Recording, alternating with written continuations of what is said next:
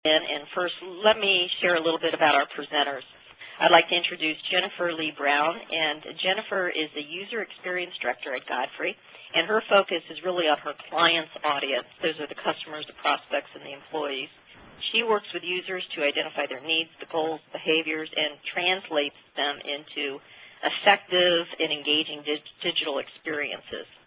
And she's been with Godfrey for a little over 10 years, and she's going to be presenting with Andy Hunt. And Andy has also been with Godfrey for over 10 years. Actually, it's almost coming up to 13 years, an engineer by trade. But Andy is the Director of Marketing Technology at Godfrey, and his focus is on emerging and innovative technologies, what they are, when they're appropriate, and how to use them to support your marketing program, much of which you're going to be hearing about today. So with that, Jennifer and Andy, welcome. And Jennifer, I'd like to turn the podium over to you. All right. Thank you, Mary. And your first slide should be teeing up right now. Okay, great. Well, thank you for joining us for the Going Mobile webinar. We've had many discussions with B2B marketers about this topic, and you can probably relate to one of these scenarios. Your CEO just got an iPad and wants you to build an app to promote your company. Not only do you not own an iPad, only 4% of your target audience is even using Apple devices. Or maybe it's something like your sales force must have an Android app for 2012. But they never used the BlackBerry app built last year or the desktop tools you've given them the past 5 years. Or maybe it's a scenario like your distributor network. Well, they don't even have decent desktop websites. They never update them, but they are clamoring for mobile websites. Well, with smartphone enhancements, the adoption of the iPad, and the proliferation of new tablet devices, lots of B2B marketers are recognizing the potential of going mobile, and they're having many questions about what to do. So although your executive management and sales staff may be carrying around new tablets and downloading more smartphone apps, that doesn't mean there's a big budget, resources, and a plan for how to design the best mobile experiences for your company's online presence. Many of you may be attending this webinar because you need information to help convince stakeholders to invest in mobile. Or maybe you aren't convinced that having a mobile presence is important enough to dedicate your company resources and budget, and you're attending this webinar to get some facts. Or maybe you feel like this, overwhelmed, uncertain. You know you have to do something about going mobile, but you don't know what that means or where to begin. Well, today this webinar is going to provide you with information to deal with all of these going mobile situations and more. We're going to be focusing on 3 main areas. The first is why you must invest in mobile. The second is going to answer the question of mobile website, native or web app, and give you some key considerations regarding these decisions. And lastly, we're going to talk about designing mobile experiences and how to get started. Now, to start things off, I'd like to look at some research and statistics, and this is going to help convince you or your stakeholders that you must invest in mobile as part of your marketing program. All right, so here's the big picture. There are about 6.9 billion people in the world and 5.3 billion mobile subscriptions. Now, Gartner research predicts that by 2015, more people will connect to the Internet via a mobile device than through a computer. Now, let's stop right there because those are big numbers, and that's really big change. Mobile web users, they typically expect a streamlined mobile website, and they want apps. And a growing number of companies, well, they have mobile-optimized websites and apps, but the fact is many don't. But that phrase, mobile optimized, I mean, that gets tossed around an awful lot. What does that mean? What do you really have to do? What is mobile anyway? Okay, that may sound like a really stupid question. It may sound silly, but it's really important because with all the hype that surrounds mobile, you have to consider what mobile really is. Well, it's obvious, right? I mean, this is what the mobile web is. It's mobile. It's on the move, on the go, away from the desk. Well, maybe. Maybe not. As marketers, you need to know, not guess, what mobile really is in terms of your audience. Now, in B2B, we tend to think of mobile in terms of business environments. A typical user is a professional. He's got the latest technology. He's always connected, somebody like this. We also think of this, smartphones, people on the go, checking a device while commuting from home or work on a busy train, in an airport before a flight, waiting for a cab on the street. Well, now mobile is also this, using tablets to multitask during a meeting, maybe sharing a presentation, or maybe it's at home while relaxing on the couch.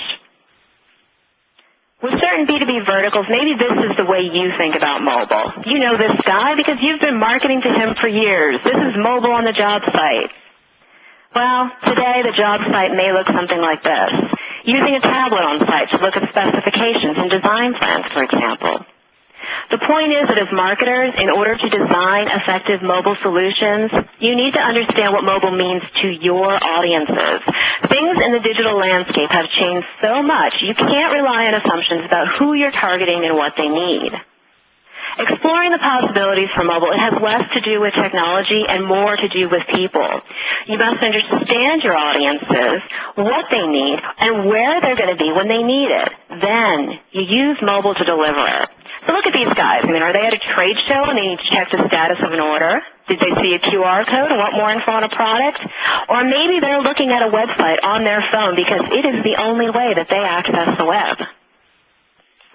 We're talking about access to content anywhere, anytime, using mobile devices. So what this big change means to you as marketers is that your jobs just got a whole lot harder. Your customers are more likely to have experience with your company via a mobile interface than with your sales force, your desktop website, or your trade show booth. So if your website's content and services are not optimized for mobile, it could become a significant barrier for your company. So I'm going to ask you, what mobile solutions will you have ready? Did that just make you feel like this? Because I know going mobile can be daunting, but there's no reason to feel like this because we're going to start by making it easier for you. Now, those research numbers I mentioned, they're on the way. But first, there are 3 things that you must remember before you start going down the mobile path. These 3 things are going to apply to everything else we're going to discuss today during this webinar. And the first thing is that context is everything. Your users may be on a train, in a cab, or on their couch. Their environment affects needs and behaviors, so you need to know how mobile is used by them, and that should guide the solutions that you create, which means you have to include your audiences in anything you develop to understand the context of use, because you are not the user. Secondly, the devices are very different. Billions of people have mobile subscriptions and devices, but they are not the same around the world. Each device has different strengths, limitations, and requirements, different interfaces and resolutions and screen sizes and browsers. So one solution is not going to work across everything. And thirdly, you must have unique content and design. If you think you can take your desktop site and repurpose it for mobile, you will fail. You need to break away from desktop thinking. Investing in mobile means investing in something new. So the context of use, the type of the device, they demand that you approach this in a different way that is unique to the medium.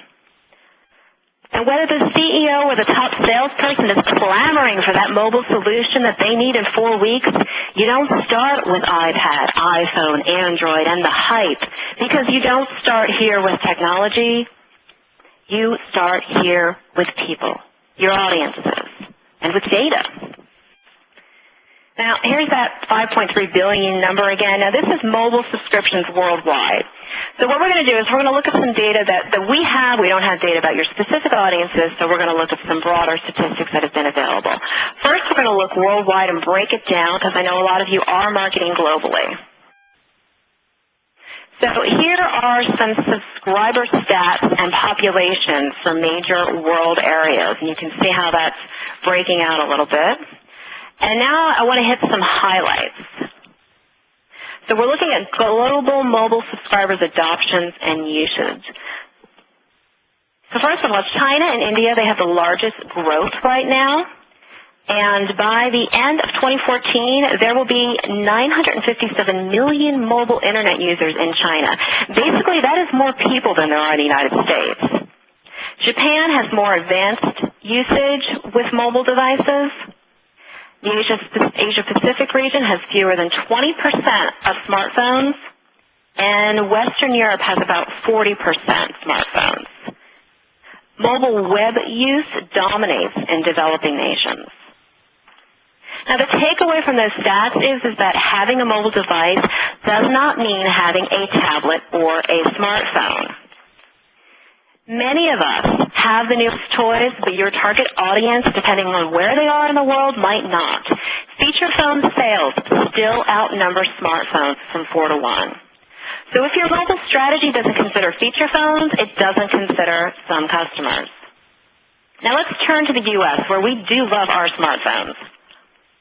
The Pew Internet's Project's May survey found that 42% of U.S. adults have a smartphone, and 87% of those individuals access the Internet or email via their phone. 25% mostly go online using their phone. So these are mobile web-only users. And if we compare to the desktop usage, right now 63% of web traffic is generated by desktop computers, but that's supposed to decline to 46% by 2015, and that number is according to Cisco Network's June study. All right, so the takeaway from that is that even though now there are web users who are mobile only, those numbers, they're only going to increase. So if you only have a desktop site, and if your audience has a poor experience trying to use it on mobile, you don't have a chance to make a second impression. Your competitor may win the opportunity. Now let's look at U.S. senior executives' usage of mobile devices. This is from Business Information, The Age of Mobility, and that's from Forbes Insight. This came out in December of 2010. More than half of the individuals that were surveyed here agreed that their mobile device was their primary communications tool, and 2/3 of them had made business purchases on their mobile devices.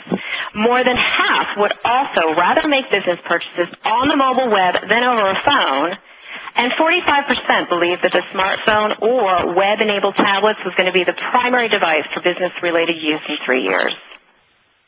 Another recent study, this was released through eMarketer, and this looked specifically at B2B purchase decision makers. It surveyed individuals who were using the web to research vendors and seek advice from peers to inform their purchase decisions. Particularly, these were buyers investing in riskier, high-cost industrial or technology purchases. And more than half of them more than half of these B2B purchase decision makers and influencers had used their smartphone to gather such information as well.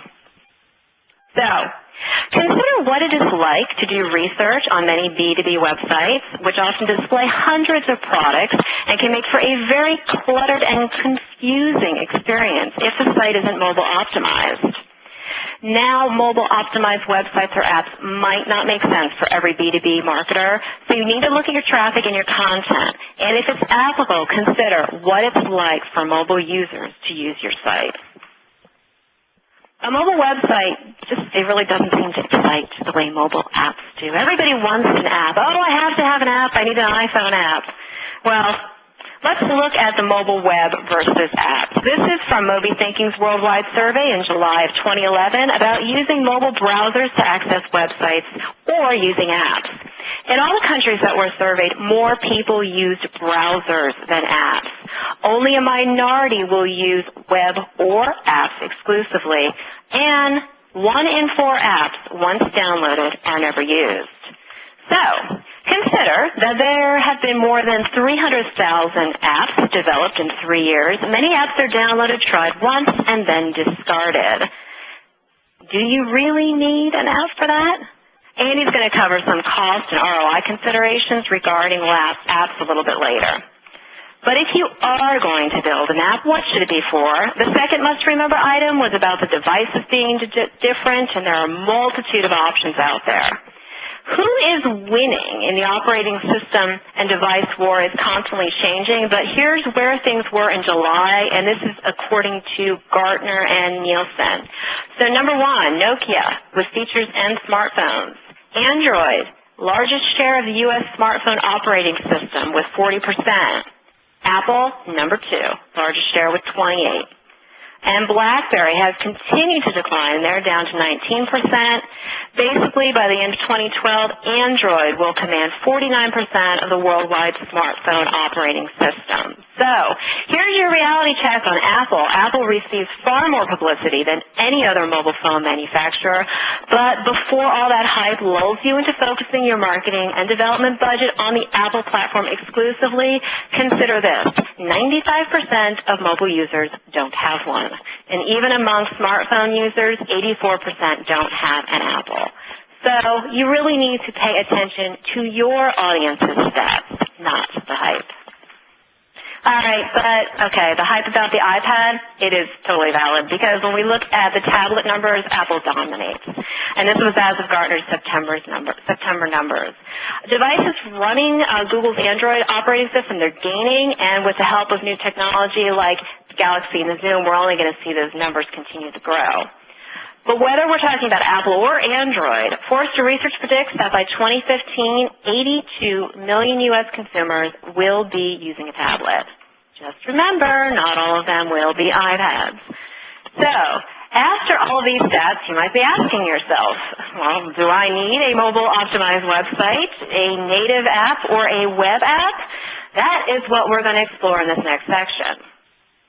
There are a lot of considerations depending on the type of mobile project you might be pondering. But first, here are some very simple definitions of the options. Okay, optimizing a site for mobile.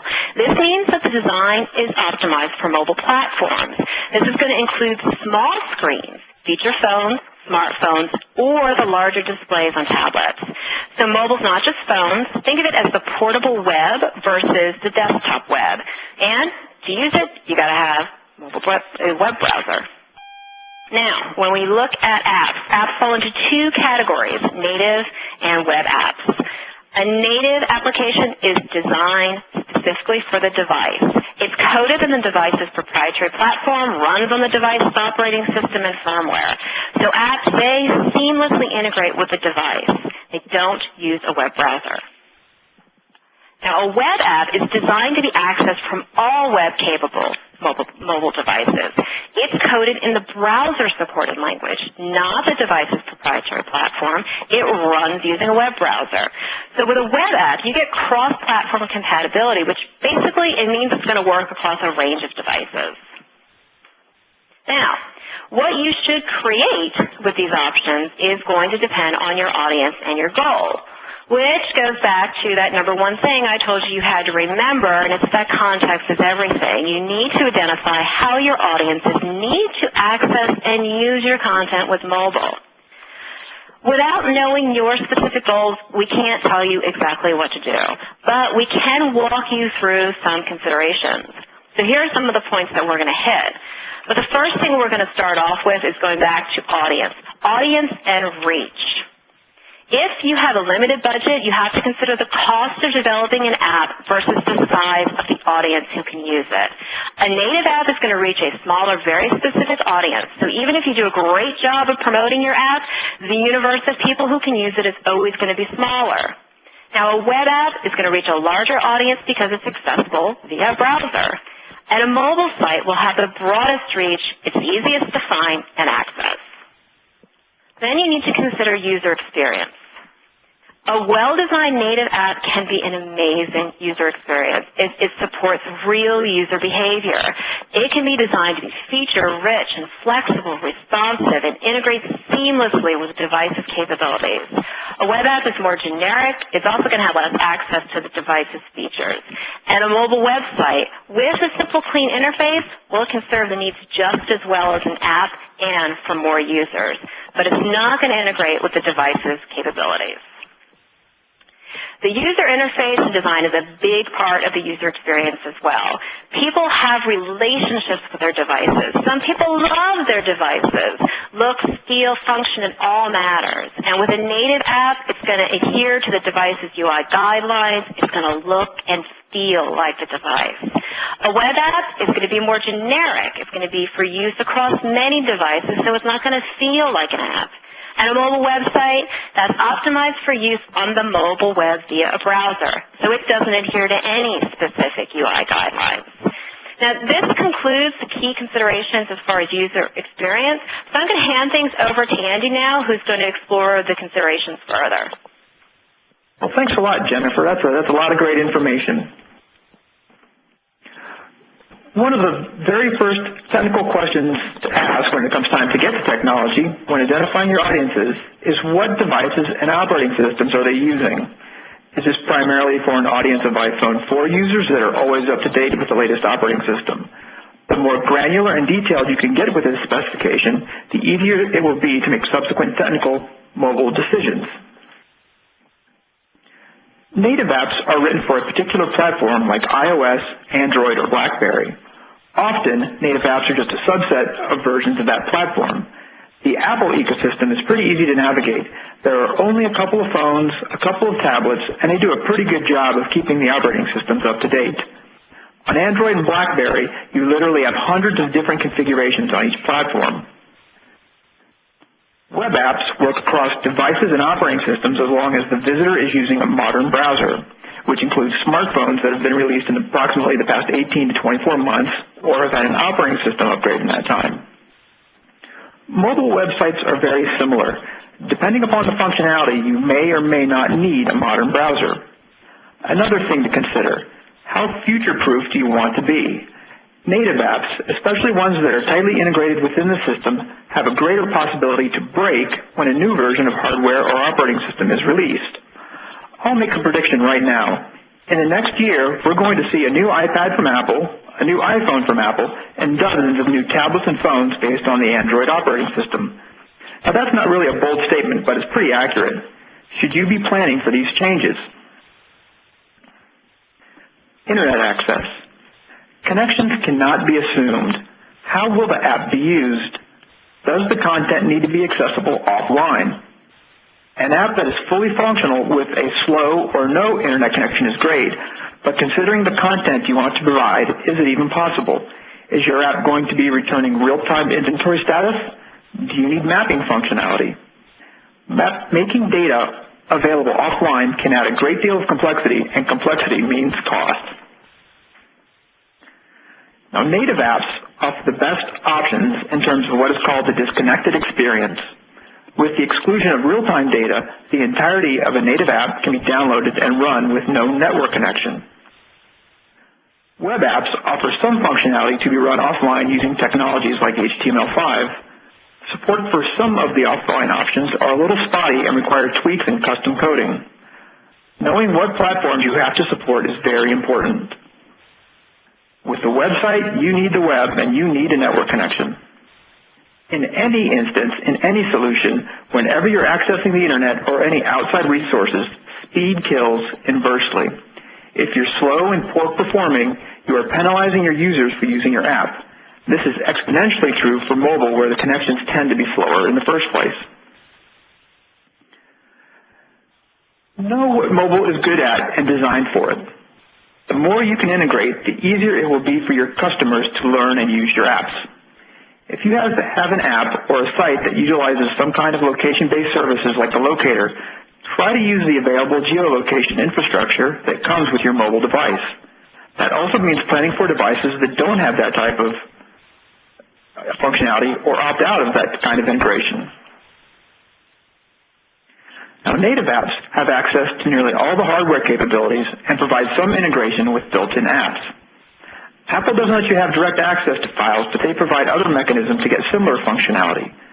Because of the deep integration possible, a well-written app can really give a sense of naturalness.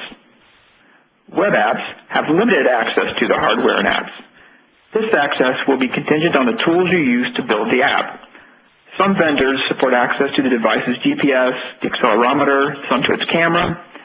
The capabilities continue to grow, so a good scope of functionality is important to marry up the right tool selection. With a mobile website, you're a bit more limited and your audience's hardware interfaces are more varied if they're available at all. Now let's consider data storage. What and how much information does the user need? Especially taking into account connectivity to a network, how much data does the app need to function? How often does that data change, and should every change in data require the user to resync their device? On another level, Will the user be generating data, and does that need to be stored on the device, uploaded to the cloud, or saved and uploaded to the cloud? Upstream from data storage is the issue of data management. Let's say you have one set of data in your ERP system and a subset of that data supporting your public website. Do you need another subset of that data to support an app? Data storage and management are tightly related to the issue we saw earlier of how connected you expect your audiences to be. Lots and lots of questions. Most of a native app will be downloaded directly to the device, but real-time data like shipping status or inventory remains a connected resource. But what about something like product data? How often does that change? If you frequently change product information and your users don't update the app, will that be an issue? Depending upon how connected you anticipate your audience and your content, a web app can be completely downloaded, remain online, or a combination of the two. However that division is made, it should be clearly communicated to the user when it's important for them to be connected and how you'll address it when they're not. Your mobile website will keep most of the data on the server. You might keep a cookie or a little bit of storage on the user's device, but almost everything is kept on the server. Web apps and sites also integrate a bit easier with existing data storage and management practices that you may already have in place. Considering analytics and tracking. Data is only good if you do something with it. What do you want to learn? Now, mobile analytics is a pretty new art, or science, or some combination of the two. There really wasn't a big demand or need for mobile analytics prior to 2007. And what happened in 2007? The iPhone was launched. In 2008, the analytics market specifically for mobile devices really started and took off in 2009. By that time, there was the iPhone plus Android. While the tools and services to support mobile analytics are only a couple of years old, the strategy and insight around them are as old as can be. Now, we are very passionate about analytics and believe very strongly that analytics should be built into any project, native, web app, or site.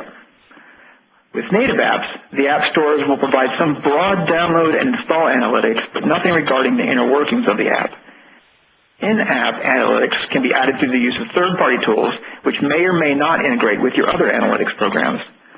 Depending upon your needs and the vendor selection, you can get things like buyer profile and demographics, payment method if it's a fee-based app, installation performance, which equates to the length of time an application was installed, categorical competitive usage, usage path of the user showing specific details about functions and elements within the app.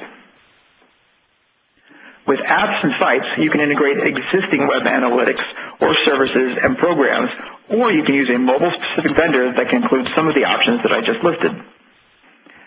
Setting up a strategically driven analytics program is important. Setting up a scheduled plan to review and act on that information is equally important. Think about how you need to regularly support your mobile program with actionable information. Now, distribution. You've got this great new thing that you want to get out into the devices of your users. Is this for the public or for a set of your partners and no one else? Print and the web are probably two channels you are already delivering content out to. How would you like your mobile approach to integrate? Now, for all intents and purposes, native apps must be distributed through an app store run by a third party. This means to some degree you're giving up control over the distribution and functionality of your product. You have to conform with their publication rules, which may at times seem vague and conflict with your needs. You also have to consider the approval schedule is out of your hands, so final publication dates may need to have a little fluidity built into them. You do have more flexibility with private app stores, but if you're looking for distribution, that's if you're looking for distribution to a selected audience. However, if you're developing a privately distributed app, then it may need a separate network or service subscription at an associated cost. Your IT department will have opinions and may be able to help guide those decisions. For web apps and mobile sites, your distribution is the web via a browser. They can and should integrate with existing network and access control policies. Also, when you talk about using the web as your distribution, your audience includes the traditional desktop, notebook users, and out to far-flung connected devices like TVs and cars. Should your audience need to interact with you from the couch or the passenger seat?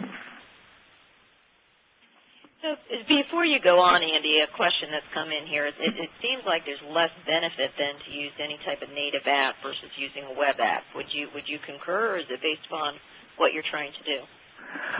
It really goes back to some of the points that Jennifer spoke of earlier. It's really about knowing your audiences and what they're looking to do. On the surface, the native app may not seem to have as much benefit, but it really is going to depend upon what your users are expecting from you and how you would like your users to operate with you. Well, what would be an example of why you would use a native app versus a web app?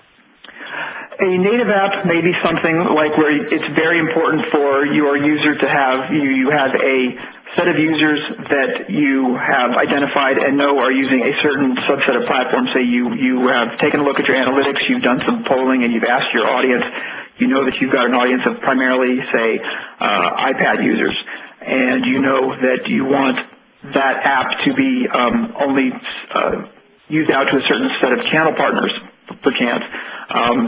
Then what you can do is you can really tailor that app to really start to take advantage of a lot of those tablet functionality for just that set of channel partners that may have a certain set of needs and goals to work with you.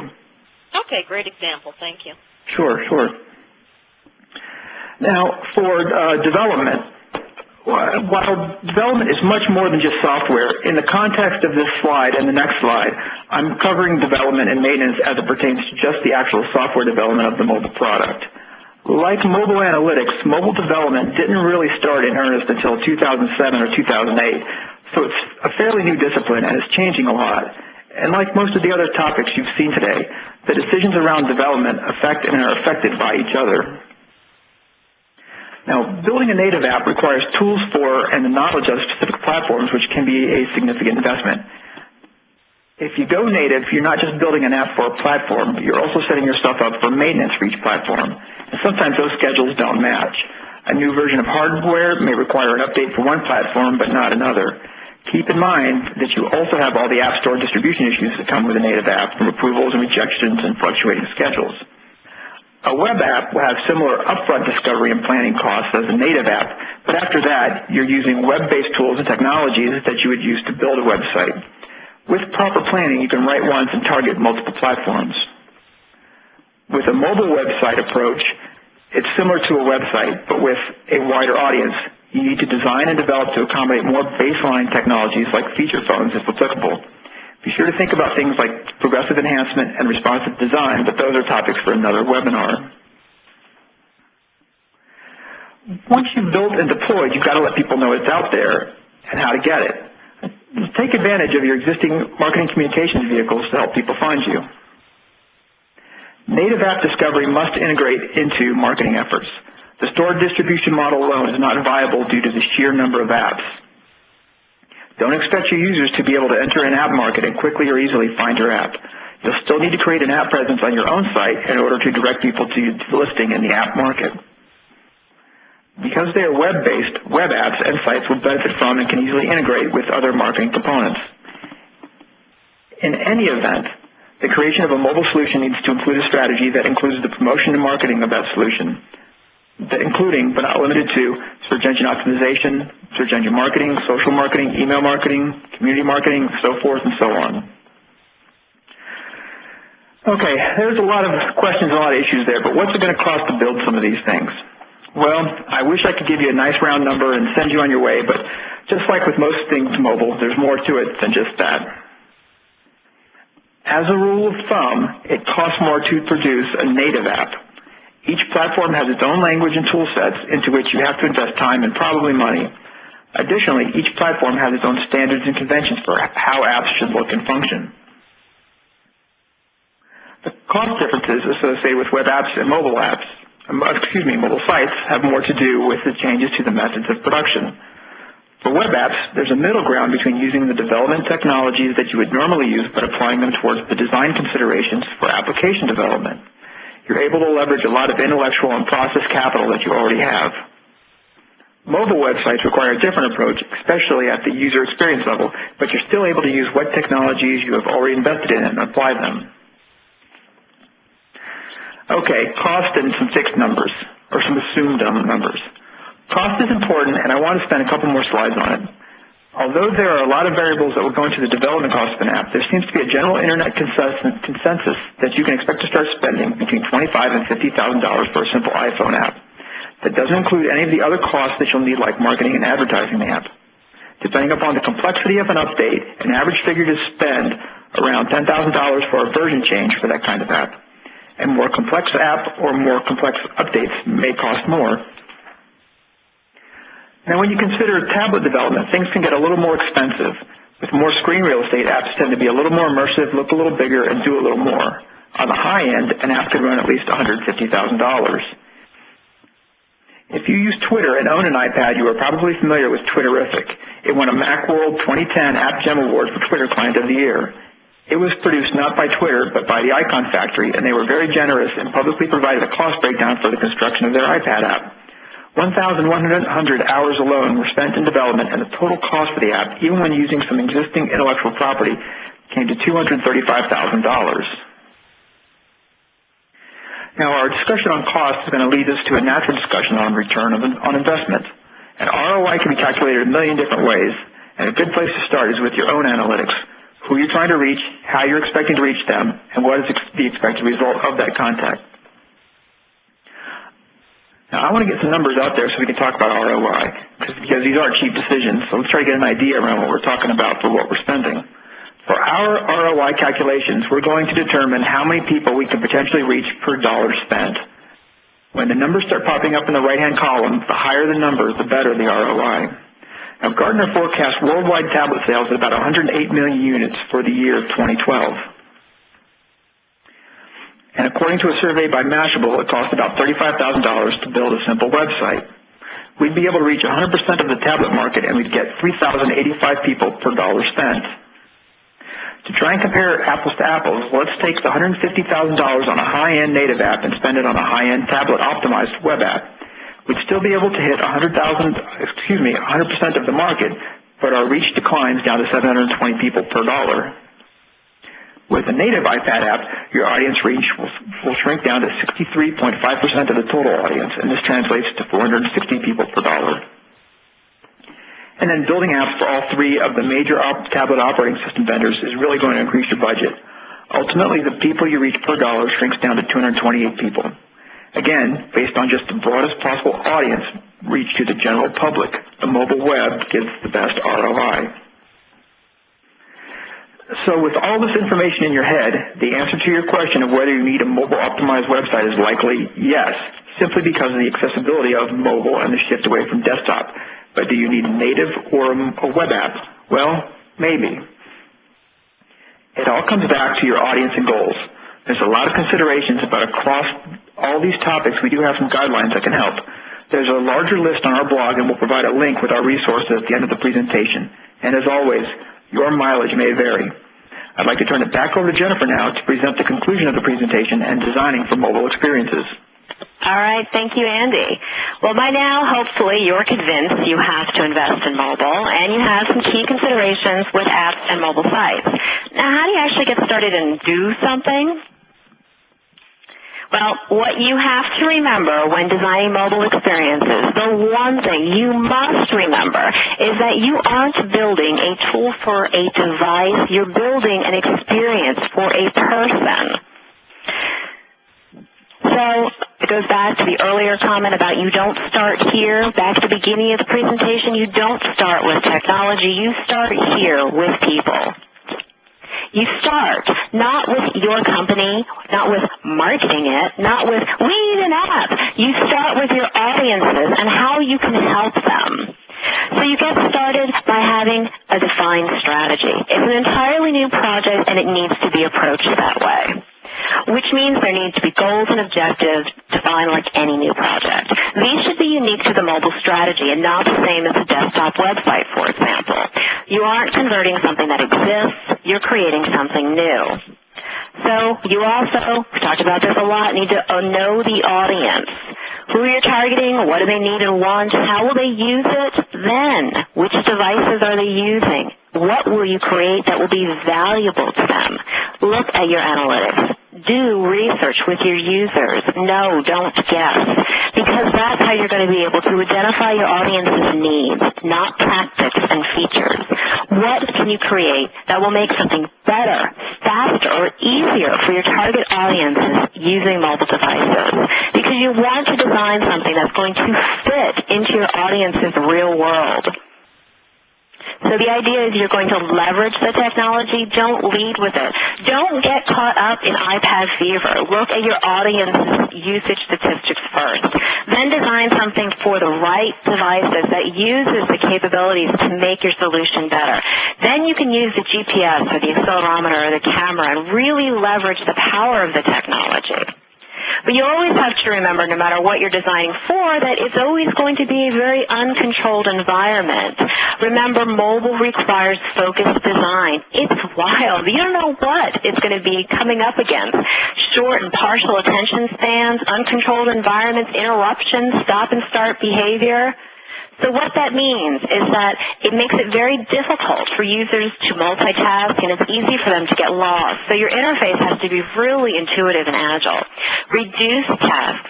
Focus on key things. Basically, cut things out. Simplify. Don't ask, should we remove it? Ask, why should we keep it? And remember that when you are going to be designing across platforms, things are going to be different but similar. And what I mean by that is that you want to optimize the experience for the delivery mechanism's platform. The consistency is in the user experience with your brand and with your company, not with having the exact same design. It's not like desktop site, mobile app. They're not going to look all exactly the same. They're going to be optimized for the device.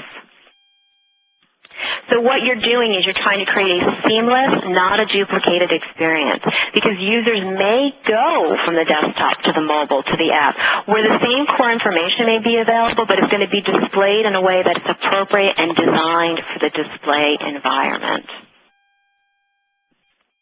Now, the competition. Please don't do it just because your competitor is doing it. You don't want to create something just because someone else is. It is good. Yes, you need to know what your competitors are doing, but it's a lot better to know what your competitors aren't doing, and you should be. Figure out what unique value you can provide with your mobile solution. And although this webinar is moments away from an end, realize that designing mobile experiences, it has no end. Establish a strategy and metrics at the start of the project, but remember, improving the experience is never finished. You have to go through supporting, promoting, testing, and improving. It's never done. So the one thing that you must remember when designing mobile experiences, I think you saw this slide before. Actually, I would have changed a little bit and say the one reason you must design mobile experiences is because your users expect it. It's not a courtesy. It's a requirement. Users expect experiences tailored to their preferences and their devices. Don't fall behind. And don't fail to meet the expectations of the very people you are trying to reach and build connections with. So in conclusion, know what your users want, know what mobile is good at, and design for it. Thank you. Jennifer and Andy, thank you very much. That was really very interesting information, and particularly looking at the statistics and the growth that this marketplace is going to see. And I encourage everybody that is on the line with us, please go ahead and click the Q&A if you have questions you want to ask. So let me go ahead and ask you the ones that have been submitted already. What B2B firms are really leveraging the mobile technology, that firms that you might consider at least benchmarked right now in the use of it? Well, I would definitely say, brand B2B, I mean, that's going to cross into a lot of different vertical markets. But let's give an example where you're leveraging the power of the device like we talked about. And so end users, architects, building owners, things like that, where the iPad, for example, is a great way to visually display application examples, installation examples, whether it be flooring or something of that nature. I mean, we're definitely seeing usage like that. Also seeing even just using things like different ways to display information that typically maybe it was available for a trade show or something, but they actually want to have iPads on site to share technical data, and that's been from a range of different vertical industries, of industrial applications and things like that for target audiences from OEMs to end users. When you talk about iPads at trade shows, are you talking about that actually at their booth? Yeah, actually a lot of our clients have been using the iPads within the booth, either as a one-on-one sales tool or a different way to do some of their in-booth presentations. We've even done like branded iPads, which just looks phenomenal. You picture an entire team at a booth with all these cool iPads with the company information, logos and such on the outside.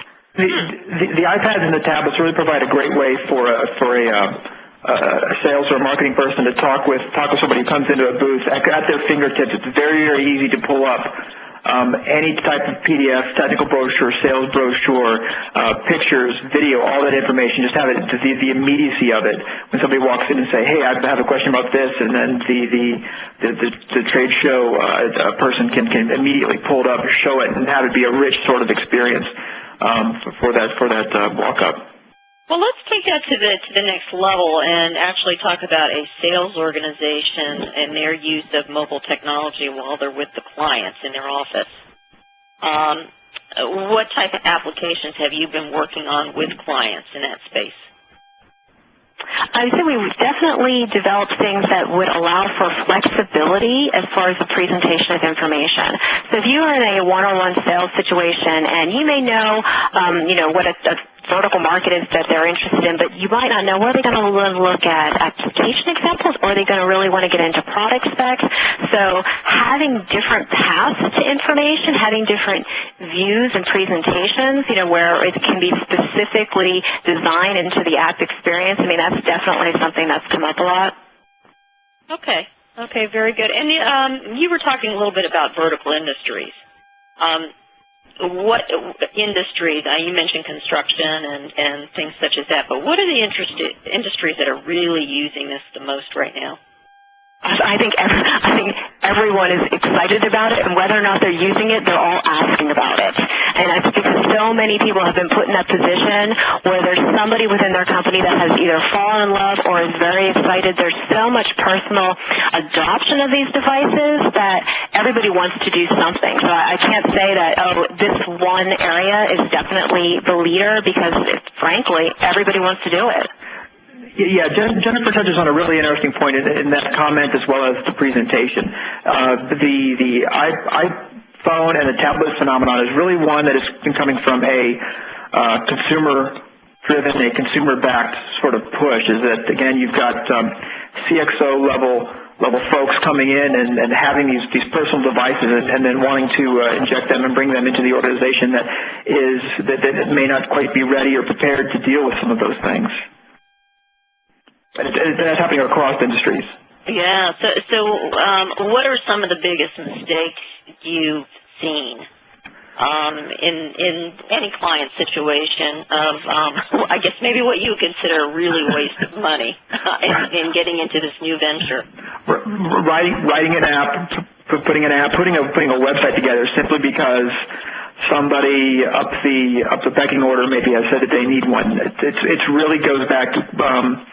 And we will really discuss it a lot, that it really does go back to discussing what the needs of the users and the audiences are.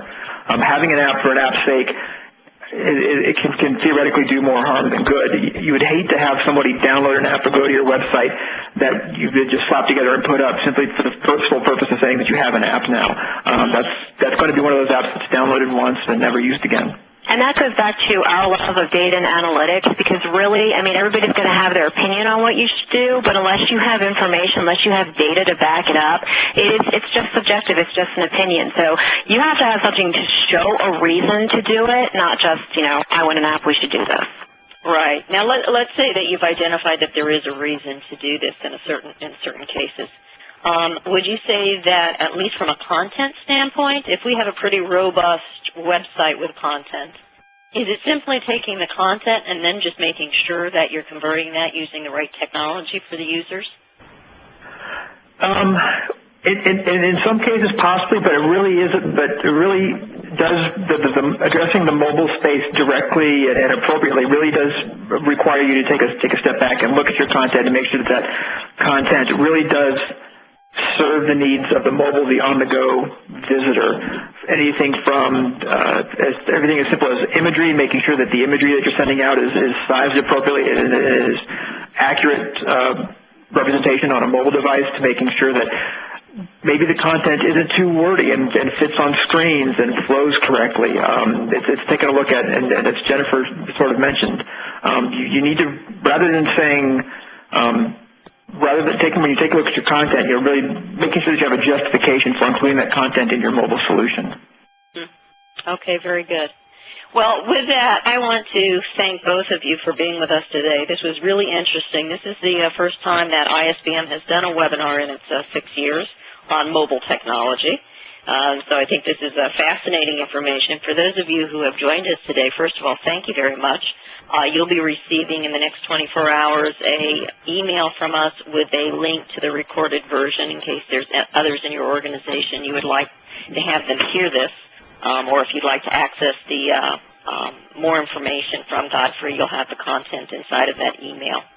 So with that, thanks to all of you for joining us today. Jennifer and Andy, thank you very much. This was great. And if all of you on the line could just take a moment to fill out the survey, we'd like to get your feedback on today's webinar as well as ask you some questions on future webinar content. Thanks again.